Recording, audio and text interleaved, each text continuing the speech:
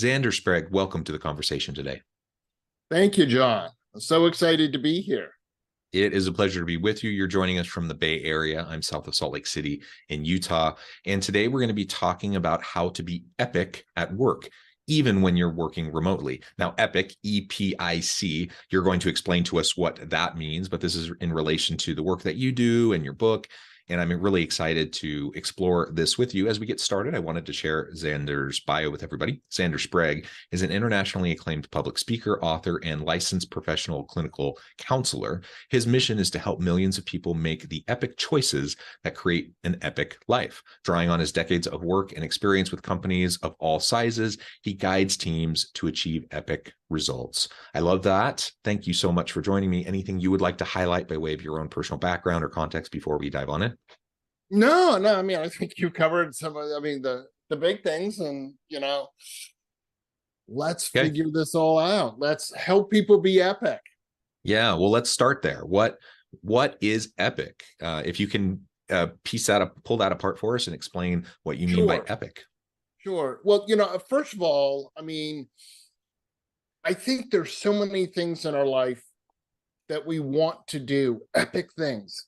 And look, it could be professionally, could be personally, could be things like running a marathon or writing a best-selling book, or perhaps it's some kind of unexpected epic that happens to you, and how am I going to get through this? For me, what epic really stands for, those three letters, is every pilgrimage includes commitment. And I think that's so important, especially in the workplace, because they're the things that we want to achieve. But sometimes we're not quite sure how we're going to do that. For sure. Knowing how to get there is really challenging. I'll also say, I think a lot of people struggle to even really tap into, those epic kind of goals for themselves. A lot of us kind of walk through life trying to do what society tells us, or what we think, society is telling us we should do, or friends or family or whatever. So we have all these outside pressures pushing on us to do what we think is important. And I think it takes, a bit of a unique individual to be willing to take the time to step back, do the critical self-reflection, and come to a place where they can see, what are those epic things for them? What are those priorities and those goals and the values, the mission, the vision that you have in your own personal life that may apply to work, but also to other areas.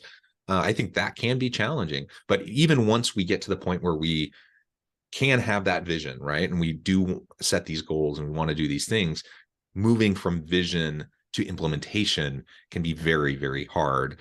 And it's an even more breed of individual that can really, take life by the horns and do that. So absolutely. I appreciate you framing it that way. Right, absolutely, John. But here's the thing. Coming from both personal and psychological standpoint, I think the way that we get to where that epic, the way we get there is we create structure, because structure is so important. And I say that a lot of the time when I'm working with clients or I'm speaking, and I see people go, oh, no, I don't want any structure. But here's the thing. We all feel comfortable with structure. Structure literally is just a human reaction of, I know what to expect. So let me give an example. Let's say you need to drive to the grocery store. Are you particularly stressed as you're driving to the grocery store? No, you're not. Why? Because you know how to get there. You got to go down and take a left here and go straight and take a right and stuff. But I think, especially in our work life, you mentioned, oh, this is what society expects me to do. We don't have structure, and it is really hard to get to our destination if we don't create that structure. So imagine going back, let's go back to the grocery store. Imagine you went out and just started randomly going left, right, and straight. You might make it to the grocery store, but you might not. And you'd probably be pretty stressed trying to get there. right? I've been there. I've been, traveling internationally. This is pre like GPS, so I'm just like Yeah. literally wandering around hoping I run into a place. Yeah, no, It is stressful. absolutely. And when you're driving in a new place, you're kind of stressed, like, am I going to miss it? Yeah. I too have traveled. I grew up on the East Coast, where street signs are incredibly small versus California, where they're wonderfully myopically large and you can see them. So I grew up in Massachusetts, and I remember trying to find, someplace I was going, and the street signs are really small, and you can only see them when you're literally right on top of them. Never mind when it's winter and it's dark and possibly snowing. So yeah, that stress is there. And I worked in the corporate world for 20 years. I certainly get, like, how do I get to where I need to be? And I will totally admit that I had years where I didn't have that structure. But once I created the structure and said, here are the steps that I think I need to take, here's the other thing. On any of our epic journeys, we can sort of put a roadmap out, but there are detours that come along. Yeah. Some of them are bigger than others. We all just experienced one, which was the pandemic. That completely changed the way we worked and we interacted with the people that we work with. And I think that that's had a huge effect on how, just psychologically on people. I think Yeah. we're inherently, we like other people. We like to be around other people. There's a lot of that non-verbal psychological stuff that lets you know, I like John. I like to have a conversation. I can throw ideas off of John. Virtually, that's a little harder to build. Yeah, certainly. And you point out just the human nature component. We are social animals, right? We also really thrive in a structured kind of societal setup, right? And so you go back thousands of years and, evolutionary psychology and such, and you think about like, how did we evolve and how did we get to where we are? We evolved around tribes, and we evolved around knowing each other and being able to know who to trust, and we had all these mechanisms in place to help us figure out how to do that. And as time has marched on, of course, the world has just become more and more messy and complex, and we interact all day every day with people we have never met before, never know, and there's all these extra cues to try to help us understand, like, who can we trust, who can we work with, etc. All that just adds to the level of complexity, and it makes it harder. It means we have to be even more deliberate in setting up these structures to help us to be successful. You mentioned a few minutes ago about like running a marathon, for example. Now, I'm not a runner. I used to be a biker. I used to bike all the time and do big long bike trips, and I would prepare for these 200-mile bike trips. Sure. And you don't go from 0 to 200, right? No. Like that. You don't like go from not running to running a marathon overnight. Like, obviously there's all these steps along the way in your training, in your preparations. You have milestones, you have markers, signposts to help you along the way. All of that applies in those settings. Of course, why, let's apply those kind of same principles to our careers, to our, various goals that we might have in our personal lives, our family lives, etc. Sure, absolutely. And look, I ride road bikes a lot more than I run these days, so I totally get training for a century or a double century. But just to quickly go back to the marathon thing, I had no idea. Look, this is not the body of a runner. I've been fortunate that when I said I really, one of my bucket lists, I want to run a marathon, but I have no idea how. Look, I couldn't even run a mile without stopping. But I joined Team in Training, which is the fundraising side of Leukemia and Lymphoma Society. And they did this fabulous thing, and I rediscovered structure. They handed me a training schedule. And all I had to do, John, is look, and it says, go run 45 minutes or go run, 10 miles. Now, I'm not saying the 10 miles was easy, because it wasn't. However, it took all the stress out, because I just had all the structure that told me what I needed to do on a given day. For a bike, for training for a century or something. All right, I need to go do a 40-mile bike ride, and in between I need to do a couple of 10-mile rides or 15-mile rides or whatever. It's not that difficult, because you go, hey, all I need to do on this Saturday is go do this bike ride or go do this run. Then you're done for the day. Imagine in your career if you're like, here, I want to advance, so I need to get a little more education. All I need to do is take this course, and I need to do this work in this course today. And when I'm done with that for today, I'm done. I don't have to keep worrying about it. I think going back to the human the psychology and stuff, I think a lot of people feel lost, and it's not a good feeling, right? But if you know what you need to do, most of us can, honestly, I think everyone can execute if you know what you need to do. But if you don't know what you need to do, like you driving around, trying to pre-GPS, trying to find where you're going, it's stressful. Yeah. And that stress then, I mean, we have fight or flight responses when we start to have those stress responses, right? And that makes it even harder to take that step forward in the direction that you need to go to get to where you're going to go. And it becomes very, very easy to jettison these priorities and goals that you put a lot of time and energy thinking about, and maybe doing other things to prepare for. If you don't have that structure, or the structure starts to break down and that stress arises, right, we have to be very disciplined to get back to the structure. Otherwise, it could be very easy for us to just step away. And so when you think about, New Year's resolutions, for example, and, they say most people, by the end of January, you've kind of forgotten about your goals and you're not really doing them anymore. Well, why? I mean, sometimes you overreach and you're going for goals that just aren't even remotely achievable, and you get frustrated and discouraged. But a lot of times it's just the structure. It's just like the lack of your ability to just do the simple, basic things every day that will get you further along that path. And again, life just is messy. So it gets in the way. Like, things happen that were unforeseeable. So even the best laid plans will get disrupted. And you just have to build that into your planning. You have to know that things aren't going to work out perfectly. And, I'm always thinking about, here's my schedule for the coming week. Here are all the things that have to happen, all the things that need to get done.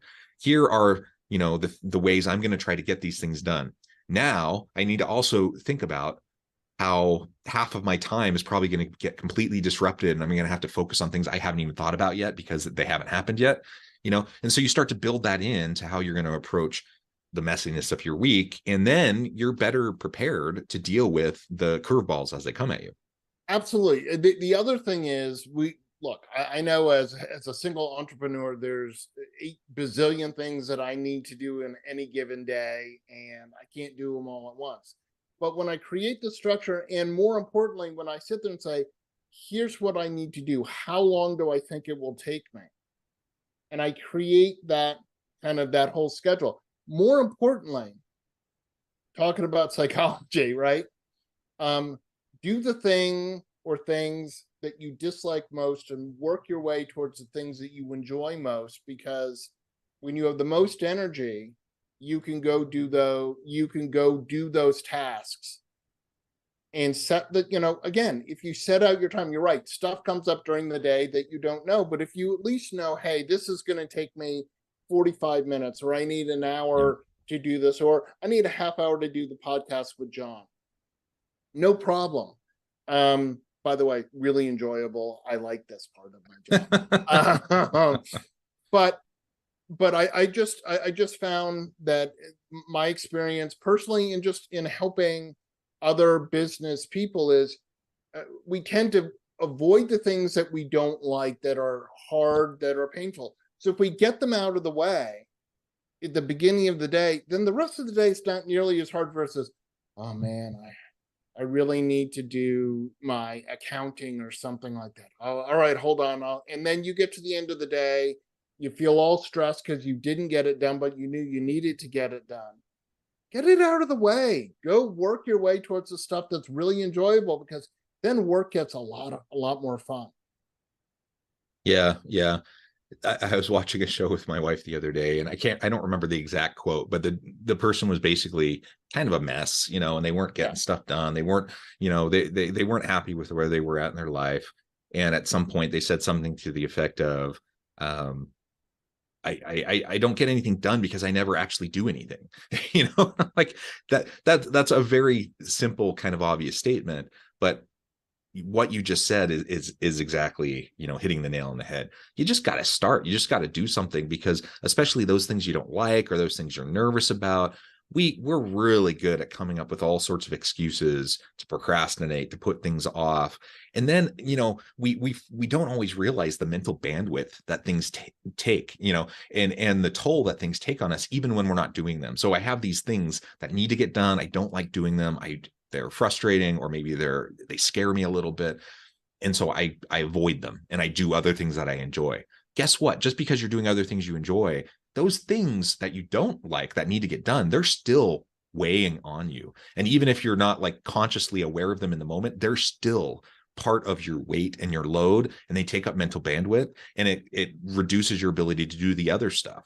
And so just bite the bullet and move forward and get it out of the way. Once you start to do that, all of a sudden you realize, I mean, in my experience, I certainly have those things just like anyone else. In my experience, if I can just like do it, step forward into that darkness of whatever it is that I need to do that I don't want to do, usually it's not nearly as bad as I expected. Usually I can get it done, relatively quickly. It's usually not, doesn't take as long, isn't as messy, isn't as complicated as I thought it might be. It's not as horrible as I thought it might be. And then guess what? Like you said, now I've just focused on it kind of when my brain is at its peak, because I'm not tired from the day. And now I just get it done. And now I'm ready to move on to the other stuff and reinvigorate myself, re-energize myself from the things that I really enjoy. Sometimes people ask me, and this isn't a humble brag or anything, but I tend to be a productive person. And people ask me, how do you do so many things? I'm like, I don't procrastinate. I tackle the things head on that need to be done, and I just move forward. And that sounds trite, perhaps. I don't know. It's worked for me. Like I'm just able No, to move forward. absolutely. Look, I mean, just like my book, Epic begins with one step forward, right? That's exactly it. You take that first step, you find out that this thing that in your mind was big, hard, scary, daunting, whatever. That first step is not nearly as hard as you think. Going back to the marathon analogy, there's a famous quote that says, every marathon begins with one step forward. And that's absolutely true. Yeah. I've been on both, having run 4 full marathons and 10 halves and a 50K ultra. I've taken those steps, but I've also done other things. I went back to graduate school to get my master's at 45. I had to get 3,000 hours of internship before I could take the licensing exam. I was on a really long journey to become licensed. Obviously, there were a lot of steps there. Some were easier, some were harder, but I understood where I wanted to get to. And in the business world, especially in the corporate world, it can be hard to say, how do I navigate this? Well, there are a couple of things. First of all, something that you said about the weight of not doing something. There's Gestalt was a psychologist, and he had this closure theory, and he showed people these 10 pictures of circles. And he said, how many are full circles? Well, it turned out that there's only, out of the 10, there's only 2 that are full circles or something like that. And there are a lot that are just barely, like, and people in our mind, we want to close that circle, right?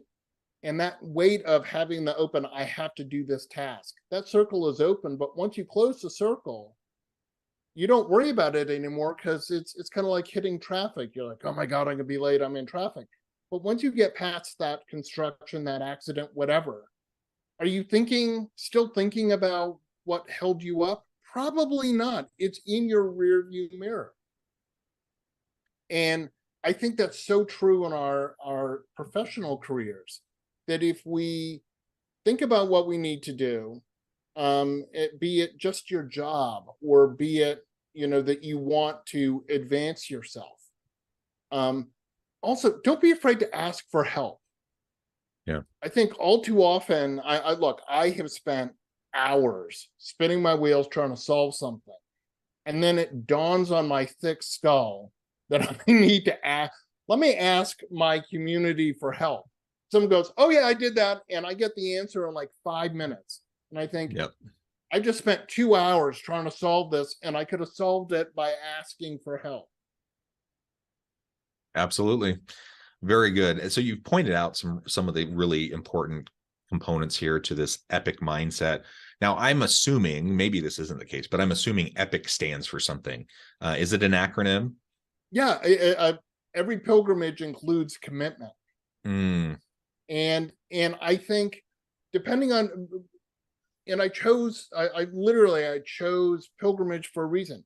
If you think of, if I'll use myself, I certainly was on a pilgrimage to get licensed, and it was a long thing, and there was a lot of commitment there. For you, John, when you were training to do these 200-mile bike rides, right? That's a pilgrimage, right? And I know that might have some religious connotations, but that's not really what I'm talking about. I'm just talking about that journey that has inherent unknown, some stress, some struggle. But if you long, commit to arduous, it, long, arduous, whatever, you can make it. I've done amazing things. I'm the author of 3 books. 2 of them are Amazon bestsellers and won awards. I hate writing. Okay, I mean, I'm really transparent. If you told me in college I was going to be the author of 3 books, John, I would have told you that you were, on drugs or drinking or delusional or something. I'm like, there's no way. But I had always thought about writing a book, but I had no idea. I had all kinds of feedback in school. I wasn't a good writer. I'm a talker, not a typer. So I utilized that to be able to at least get some words down on paper. I dictated my books. My epic book, I did with a friend of mine, and we just did interviews, and then I took that, and because it was so much easier to talk to someone, and took those ideas and created the book. So, like, I think inherently we all know what we're good at or how we'd like to do something. Well, why not try and do that as much as possible? Because you'll probably be a lot more successful and a lot happier getting it done. I wrote a book by talking. Oh my gosh. But I did it 3 times. It's amazing. Yeah. And whatever that thing is for us, right? Career aspirations and goals, family, community aspirations, goals, personal, physical fitness, whatever, like whatever the thing is for us.